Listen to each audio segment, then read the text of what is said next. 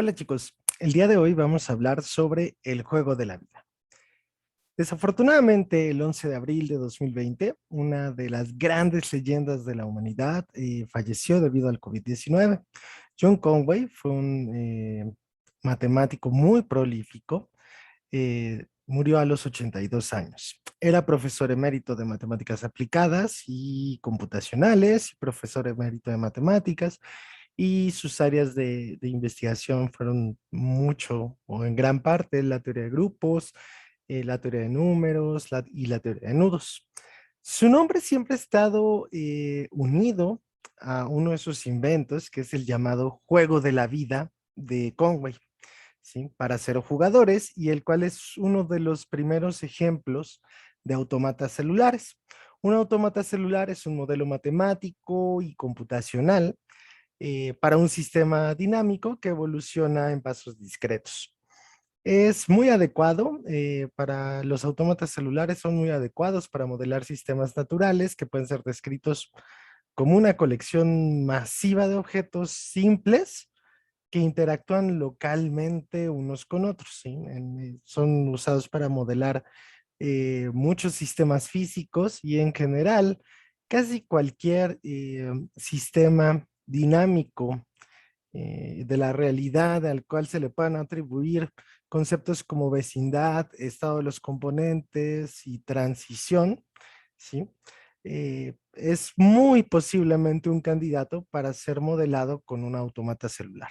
Entonces, los autómatas celulares realmente son una herramienta poderosísima en el modelado matemático, y algunos de ejemplos de áreas en los cuales se ocupan los autómatas celulares son el modelado del flujo del tráfico y de peatones, el modelado de fluidos, ya sea gases o líquidos, el modelado de la evolución de células vivas en general o de virus como el VIH, el modelado de procesos de telecomunicación y realmente cualquier cosa que contemple un concepto de vecindad, estados en cada uno de las cosas que interactúan y una función de transición que nos diga, bueno, cómo van a cambiar dependiendo de los estados que tenga ese objeto y su vecindad, eh, se puede modelar, o usualmente se puede modelar con autómatas celulares.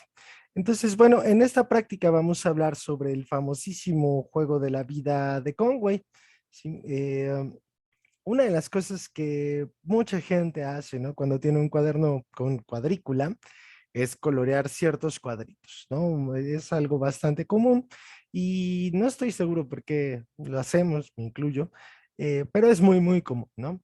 Incluso hay toda una forma de arte digital que se llama el pixel art, donde las imágenes son creadas a nivel de pixel, ¿no? Por ejemplo, aquí tenemos un Mario hecho a nivel de pixel, ¿no? Entonces, el juego de la vida es un juego visual de matemáticas y está basado en una cuadrícula donde pintaremos píxeles monocromáticos, ¿no? Hagan de cuenta, la cuadrícula va a ser blanca y vamos a pintar píxeles de color negro, ¿no? O sea, cuadritos de, de color negro. Entonces, realmente es un juego que es súper bonito y interesante. Y lo primero que haremos vamos a hacer nuestro tablero de juego. Entonces, vamos a pensar a nuestro tablero como una matriz o un arreglo de 2 dimensiones, una lista con 2 entradas, ¿sí? Y para visualizarlo, vamos a ocupar el comando matrix plot. Entonces, primero vamos a definir aquí el tamaño a lo largo de X y a lo largo de Y de nuestra cuadrícula, nuestro tablero, ¿sí? En principio el juego de la vida, pues está teóricamente pensado como un tablero infinito, pero bueno, dadas las limitaciones computacionales que siempre se van a tener, entonces no lo vamos a considerar infinito, ¿no? Entonces vamos a darle un tamaño.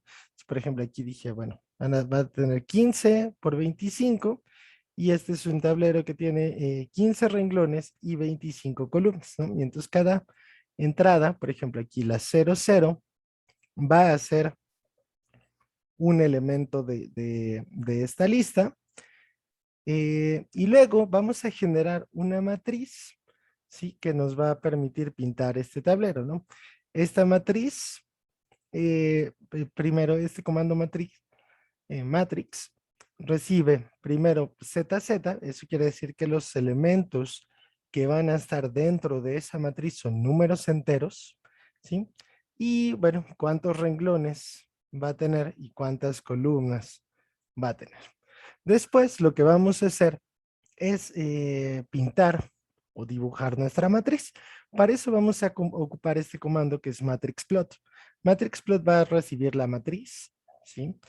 Y estos demás detalles que trae la función, justamente lo que van a hacer es, bueno, poner la cuadrícula, ¿no? Lo que hace este es permitir la cuadrícula. Aquí le especificamos cuáles son los cuadritos donde va a haber líneas y el color de estas líneas. En este caso las puse gris clarito, ¿no? Por eso es light gray. Pero bueno, ahí podrían cambiar el light gray por cualquier otro color y seguiría funcionando. Entonces, bueno, ya con esto tendríamos nuestro tablero de juego lleno de cuadritos y ahora cada cuadrito va a poder estar prendido o apagado. Esos van a ser los estados que tienen nuestros cuadritos, ¿sí? En este momento, todos los cuadritos están apagados, ¿sí? Y esto es porque al generar la matriz con este comando, matrix ZZ tamaño X tamaño Y, lo que estamos haciendo es inicializar todos los elementos de la matriz de esta lista bidimensional como en cero. O sea, cada vez que vean un cuadrito blanco, en realidad representa un cero, por así decirlo. Pero para aprenderlo, pues nada más tendríamos que modificar una cierta entrada en uno. Entonces, por ejemplo, aquí vamos a agarrar la entrada 5,3 y la vamos a poner en un 1 y vamos a volver a dibujar nuestro tablero. Entonces, fíjense aquí en la entrada 5,3, acuérdense que todas las listas y en 6 siempre iniciamos a contar en 0, entonces por eso podría parecer que es el sexto cuadrito, pero pues es el 5, ¿no? Porque el 0 lo estamos contando. Y lo mismo sucede hacia acá, parece que es el cuarto, pero pues es justamente por el 0. Entonces ahí, como lo hicimos 1, ahora al dibujar nuestra matriz, nuestro tablero, si ese cuadradito ya va a estar pintado en negro. Entonces, bastante sencillo, ¿no? De hecho, podríamos prender cualquier número de cuadritos. Entonces, miren, aquí ya prendí varios cuadritos. Notemos aquí en esta parte del código en que puse un hola, eh, que pues le vamos a ir dando la entrada, las coordenadas de los cuadritos que queramos que sean 1. Y para ponerlos en el mismo renglón siempre podemos ocupar un punto y coma, ¿no? Para ponerlos todos en el mismo renglón. Y después volvemos con exactamente la misma función de ploteo. Podemos desplegar nuestro tablero. Entonces ahí ya tenemos un tablero con algunos cuadritos prendidos y algunos apagados. Entonces, en general, en este juego, antes de que empiece el juego, vamos a configurar cuáles cuadritos van a estar prendidos y cuáles van a estar apagados. ¿Sí? A esta configuración le vamos a llamar la configuración inicial. Y el juego de la vida es un juego de 0 jugadores porque tu participación como jugador acaba antes de que empiece el juego, ¿no? O sea, una vez que determinas cuál es tu configuración inicial, cuáles cuadritos están prendidos y cuáles están apagados, tu participación termina, ¿no? Entonces ya lo único que te queda ver es cómo avanza el juego, ¿ok? Entonces, al igual que nuestro universo tiene unas cuantas leyes de la física, y de estas leyes surge todo lo que podemos ver, tocar, oír, saborear, oler. El juego de la vida, este universo, el juego de la vida tiene su propio universo, su propio, pues sí, universo y sus propias reglas, ¿no? Entonces vamos a ver cuáles son las reglas de este juego. Entonces, un cuadrado que está vivo, es decir, vamos a fijarnos nada más en los cuadraditos de en medio, ¿no? En esta pequeña cuadrícula. Un cuadrado que está vivo, pero tiene 0 vecinos o un vecinos que están vivos, va a morir por soledad, ¿no? Entonces, por ejemplo, este cuadradito que está aquí en medio, está vivo, pero nada más tiene un vecino vivo. Entonces, pues le da la soledad y se muere. Ahora, esa es una de las reglas, ¿sí? Un cuadrado vivo con 4 o más vecinos que también están vivos muere, pero por sobrepoblación. Aquí nuestro cuadradito en medio moriría porque tiene 4 vecinos vivos, ¿no? Entonces hay mucha gente, hay sobrepoblación, imagínense que se acaban los recursos y entonces muere, ¿va? Entonces, o puede morir por soledad cuando hay poquitos vecinos, 0 o 1, o puede morir por sobrepoblación, ¿sí? Cuando hay demasiados vecinos vivos, ¿sí? Un cuadrado vivo que tiene 2 o 3 vecinos vivos sobrevive porque no está ni en soledad ni en sobrepoblación, está ahí en medio y está contento, está feliz, ¿no? Entonces nuestro cuadradito aquí sobreviviría. Ahora, un cuadradito muerto, como este blanco, que tiene exactamente 3 vecinos vivos, se vuelve vivo, ¿sí? Y esto es por reproducción, o sea, estos 3 vivos de cierta manera se reproducen y ahí quedaría ese cuadrito blanco, se volvería un cuadrito negro en el siguiente tiempo, ¿ok? Entonces estas son las 4 reglas, son bastante sencillas y después de comenzar el juego el tablero se va a ir actualizando. Vamos a checar para cada cuadrito si vive o muere usando estas reglas, ¿no? Y eso lo vamos a hacer en cada paso, ¿no? O sea, cada vez que en cada pasito vamos a actualizar el tablero justamente siguiendo estas reglas. Checamos todos los cuadritos, vemos cuál vive, cuál muere y se actualiza el tablero, ¿no? Y eso nos da como cuál es el estado del juego en el siguiente tiempo. En ocasiones, el juego de la vida se considera en un tablero toroidal. ¿Ok? ¿Y qué es eso? Esencialmente, lo que hacemos va a ser identificar el borde derecho del tablero con el borde izquierdo. Entonces, imagínense que una línea fuera por acá, va corriendo y saldría del otro lado, ¿no? Y ahí lo mismo vamos a hacer con el borde superior y el inferior, ¿no? Si una cosa fuera por acá, saldría por acá.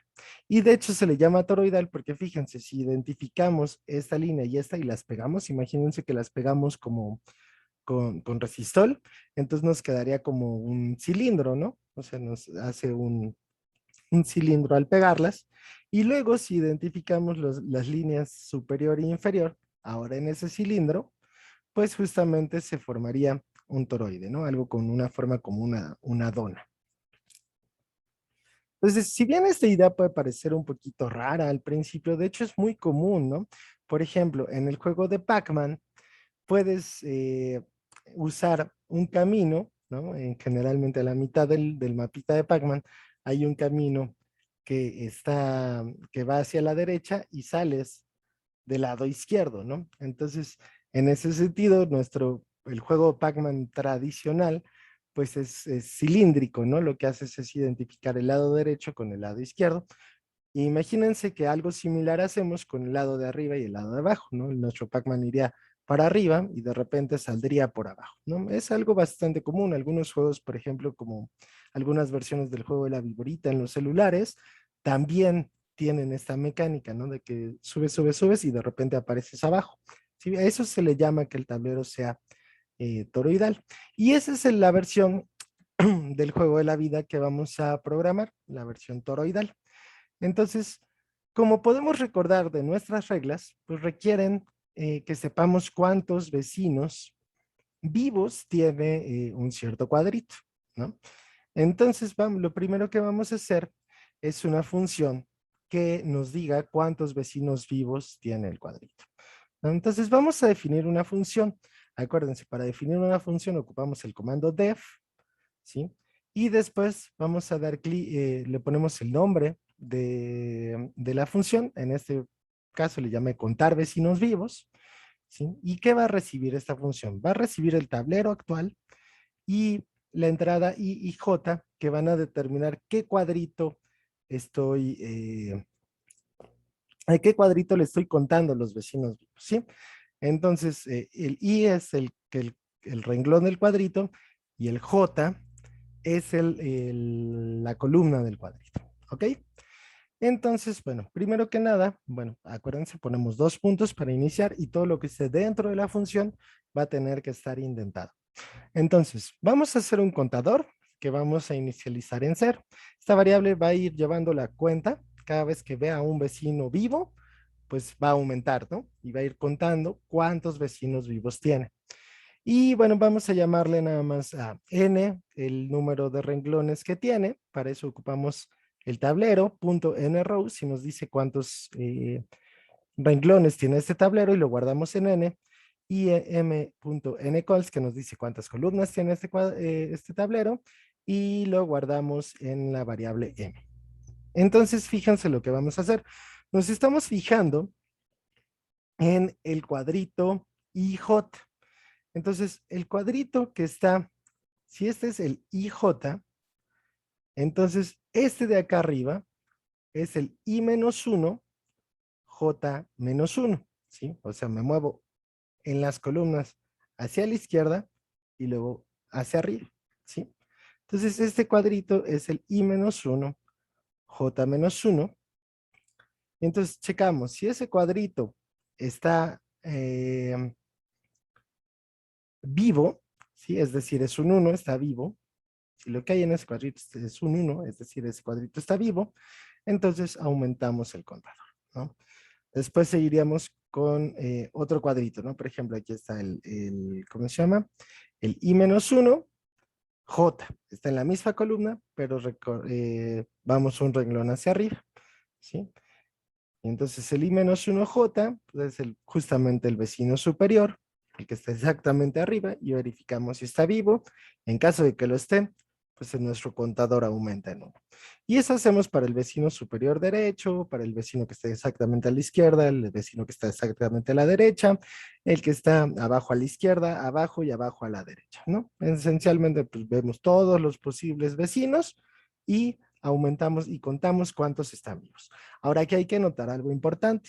En el código yo ocupo esta parte que hace por ciento n, ¿sí? El por ciento es la función módulo y justo lo que hace eso es que si yo estoy en la orillita, pues el cuadrado de la derecha va a ser justamente el que está hasta la izquierda, ¿no? Si yo estoy en la orilla derecha y ahí me fijo cuál es el cuadradito que está hasta la derecha, pues va a ser el de la izquierda, ¿no? Justo como en Pac-Man, si yo estuviera aquí, el siguiente pasito a la derecha sería este de acá. Entonces, eso es exactamente lo que hace el por ciento n, y el por ciento m lo hace de arriba a abajo o de abajo a arriba. Entonces, esencialmente ese es el único detalle que hace que esto se vuelva toroidal. Si quisiéramos que esto no fuera toroidal, pues le quitaríamos el por ciento n y el por ciento m, y nada más tendríamos que trabajar con cuidado los cuadraditos que están en la orilla, ¿no? Porque ahí ya no habría nada que contar del lado derecho o del lado izquierdo, del lado arriba, arriba o abajo, dependiendo de qué cuadrito estemos verificando.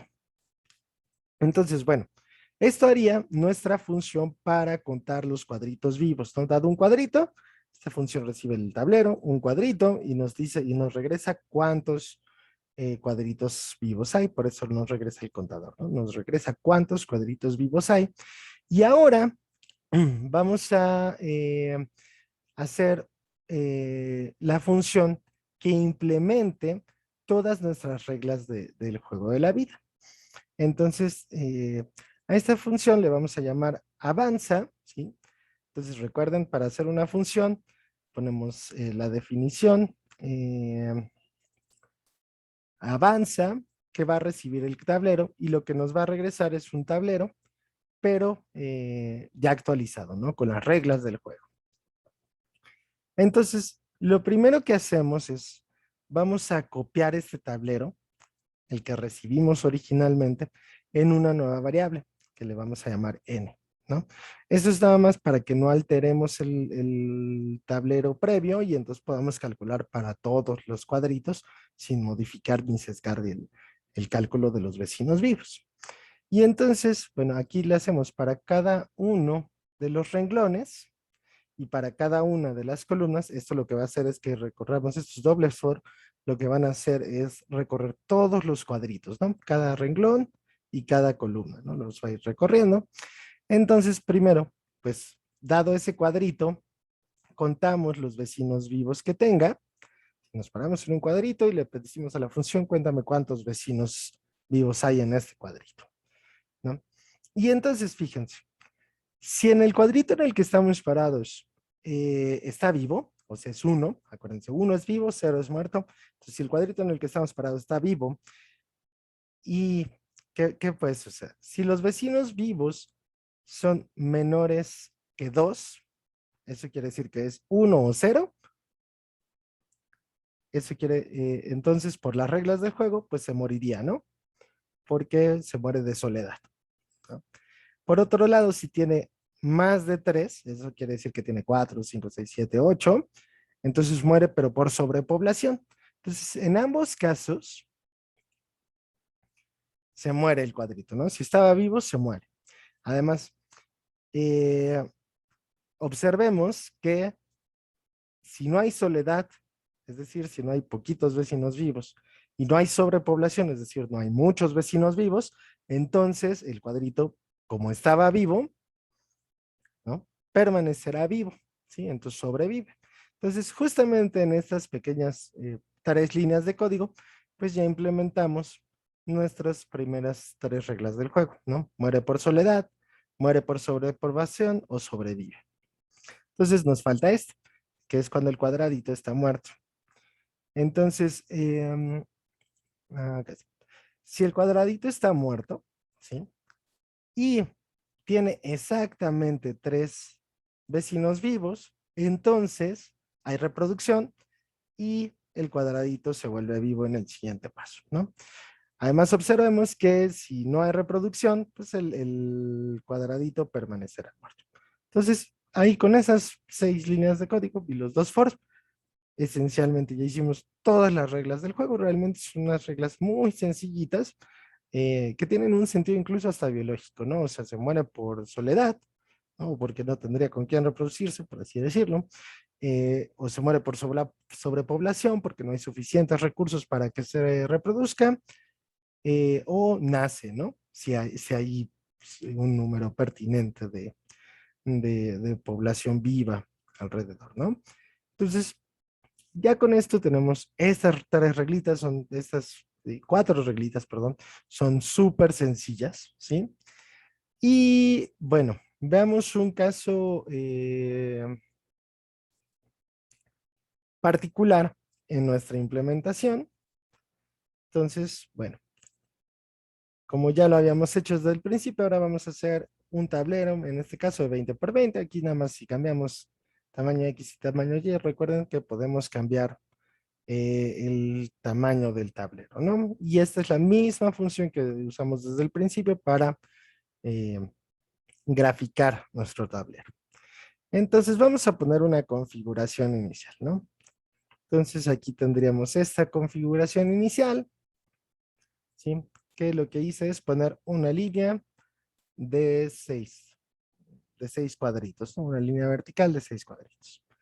Y entonces avanzamos un paso. Para avanzar un paso decimos, bueno, la matriz nueva va a ser avanzar la matriz, el tablero actual, ¿no? Y tan tan.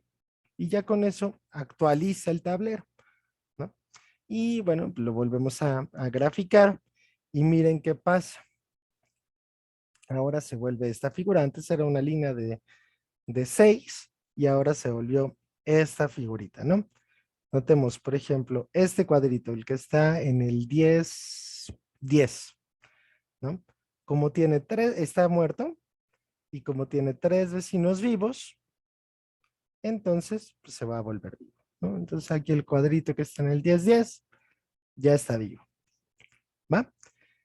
Y entonces esta es la idea del juego de la vida y podemos repetir esto varias veces para ir viendo qué sucede, ¿no? Entonces, si repetimos ahora sobre este tablero, lo que sucede es esta imagen, ¿no? Y si inténtenlo checar con algunos cuadritos y vean que sí se cumple, ¿no? Por ejemplo, los que están aquí en medio, pues se van a morir por sobrepoblación, ¿no? Entonces son los que se vuelven acá muertos por sobrepoblación. En general, todas las reglas están súper bien definidas y se cumplen, ¿no? Podríamos avanzar otra vez, se forma este de acá, luego se forma este, si volvemos a avanzar, se forma este, este de acá, se forma esta figurita de nuevo. Ahora este de acá, este de acá, esta de acá. Ahora nada más esta rayita como de 2 y luego, puf, desaparece. Y una vez que ya desaparecieron todos, pues ya, ¿no? Por más que repitamos este proceso, pues ya no hay cuadritos vivos, entonces todo va a permanecer muerto, ¿no? Entonces, esta configuración inicial, que era una línea de 6 cuadritos vertical, pues desapareció, ¿no?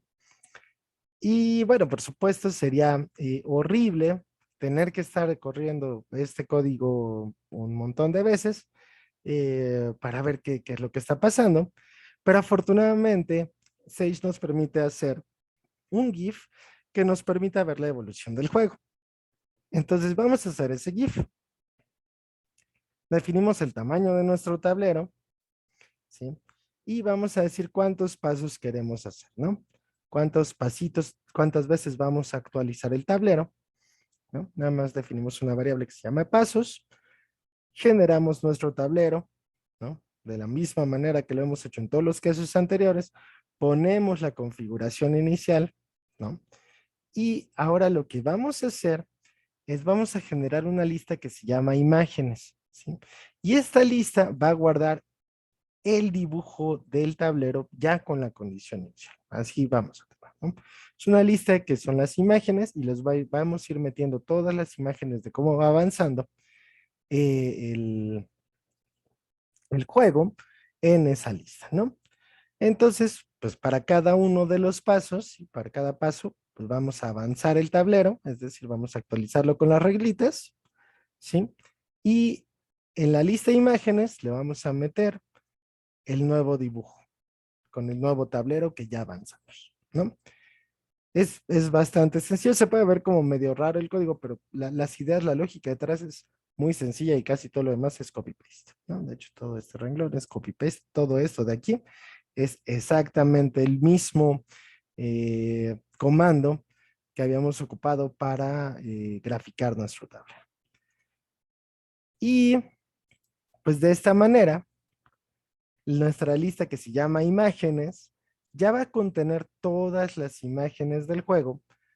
Bueno, tantas imágenes como pasos le hayamos definido aquí en pasos, ¿ok? Y de esta manera, ahora vamos a hacer un GIF y la manera de hacer el GIF es muy sencillo, ¿sí? Lo que vamos a hacer es usar la función animate. Aguas, aquí esta función tarda un poco en llevarse a cabo, ¿sí? Porque está generando las imágenes y las está guardando en un GIF, entonces tarda un poquito en llevarse a cabo. Y bueno, entre más pasos le pongan y más grande sea el tablero, más va a tardar, ¿no? Entonces, para que tengan un poco de paciencia a la hora que lo vayan ejecutando.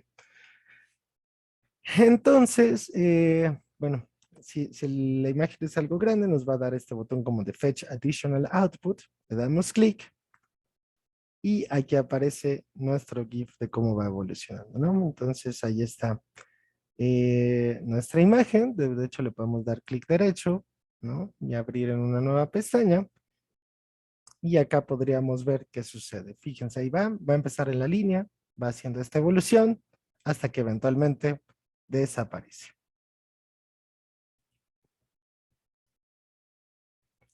Ahora, puedes dar también clic derecho en guardar imagen y esta imagen ya se descarga como un GIF. Entonces ya con eso podrías descargar este GIF y este juego para esa configuración inicial. Entonces, en principio uno podría decir, bueno, pues está medio intrascendente, medio poco relevante el juego, ¿no? La verdad es que a mí me parece bastante fascinante lo que sucede, porque pues, así, al final del día estás dibujando una imagen monocromática en píxeles, lo echas a andar, y en este caso, pues de la nada como que todo explota, ¿no?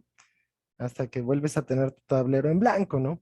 Y pues no hay como una meta, no hay una estrategia, o sea, como qué tan juego es, ¿no? Sin embargo, pueden surgir cosas padrísimas en este juego de la vida, ¿no? Por ejemplo, algunos patrones se pueden repetir. A veces sucede que hay patrones que se repiten, ¿no? Y eso está bien padre, porque uno podría preguntarse, ¿no? Bueno, ¿será cierto que todas las configuraciones iniciales pues llegan al blanco? Y resulta que no. Resulta que hay patrones que se repiten, entonces lo voy a abrir en una nueva pestaña para que se vea bien. Eh, Ahí tenemos este patrón, ¿no? Que es de hecho una línea de tamaño 5 inicialmente, y llega como unas estrellitas que se van repitiendo, ¿no? Aquí están las estrellitas. Y uno puede ver que ahí siempre se va a quedar en esa como estrellita que hace horizontal, vertical, ¿no? Otros patrones no necesariamente se repiten, sino van moviéndose, ¿no? Como lo es este patrón que se conoce como un planeador. Entonces vamos a ejecutarlo rápidamente, nomás para que se vea. Este patrón se conoce como el planeador. Y tengan, si usan tantito su imaginación, pues se ve justamente como eso, ¿no? Como un avioncito, como un planeador. Y además hace justamente lo que uno esperaría de un avioncito o planeador. Entonces, aquí le puse 60 pasos, nada más para que se vea. Como pueden ver, tarda un poquito en construir la imagen, porque ya son más pasos. Entre más pasos ocupe, recuerden, pues tarda un poco más en construir la imagen. Y ahorita vemos, acá está la imagen, ¿no? Entonces vean, ahí tenemos nuestro planeador, se va moviendo, se va moviendo, se va moviendo, y de hecho aquí se ve bastante bien cómo es toroidal, ¿no? Sale por arriba, o sea, llegó hasta abajo, y una vez que llega hasta abajo, sale por arriba, ¿no? Ahí va, y abajo sale por arriba, se va para la derecha, sale para la izquierda, y ahí sigue nuestro planeador, ¿no? Y entonces, en principio, si esta malla fuera infinita, pues estaría corriendo infinitamente el planeador, ¿no? Y hay varios patrones que presentan propiedades bien complejas e interesantes, y todos ellos surgen a raíz de estas cuatro reglitas súper sencillas del juego, ¿no? Y algo similar sucede en nuestro universo, hay como implicaciones muy filosóficas, de hecho, ¿no? A partir de las reglas sencillas que tiene la física, pues todo surge, ¿no? En nuestro universo. Entonces hay muchos patrones que se han descubierto y diseñado. Por ejemplo, este patrón de acá se llama un cañón de planeadores. No lo voy a correr, pero sí, inténtalo correr tú con el código. Y es una estructura como que arranca, se tarda un poquito en calentar, pero una vez que empieza a calentar, escupe planeadores, ¿no? O sea, solito va generando planeadores y los va lanzando, ¿no?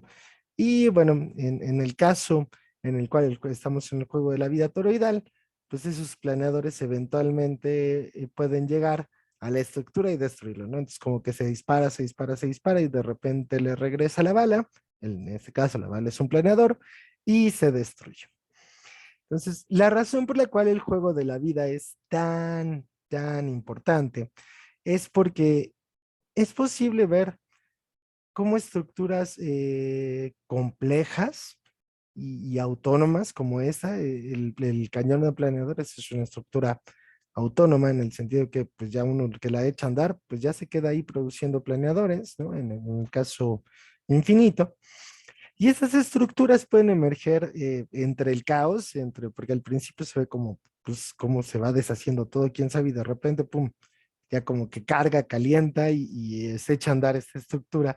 Y entonces emergen entre el caos en un universo con reglas bien simples, ¿no? Bien sencillas, son cuatro reglitas, ¿no? O sea, sobrevivir, sobrepoblación, soledad y reproducción, ¿no? Y además es posible ver que si uno tiene varias de esas estructuras, eh, las puede unir y puede formar estructuras cada vez más grandes, cada vez más complejas, y esencialmente son como ir uniendo estos módulos, ¿no?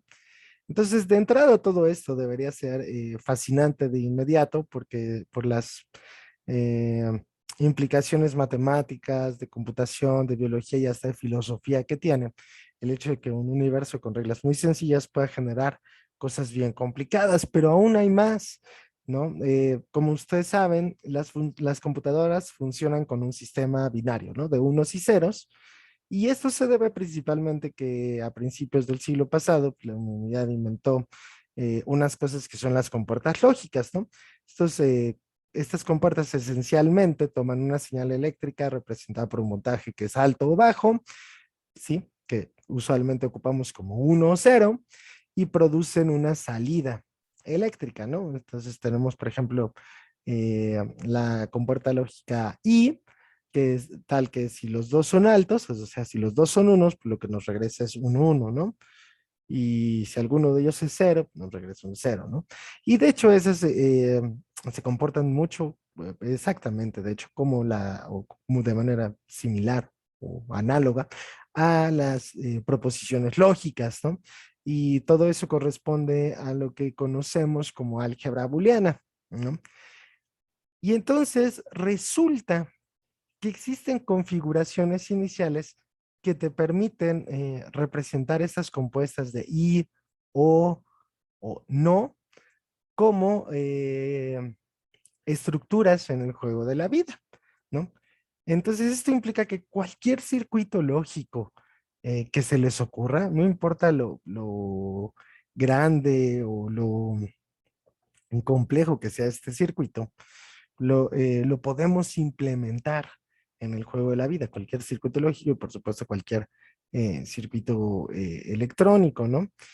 Entonces, pues no sé, por ejemplo, los microprocesadores son esencialmente este tipo de circuitos y se pueden representar en el juego de la vida. De hecho, el juego de la vida, además, es lo que llamamos Turing completo.